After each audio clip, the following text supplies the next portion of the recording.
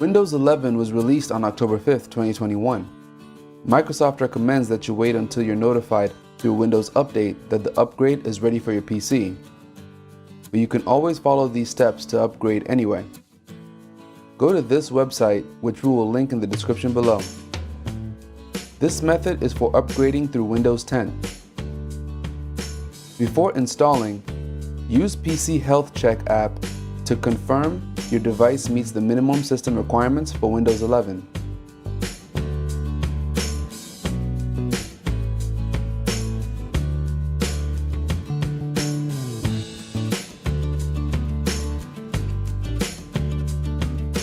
Microsoft also recommends checking the Windows Release Information status for known issues that may affect your device before installing.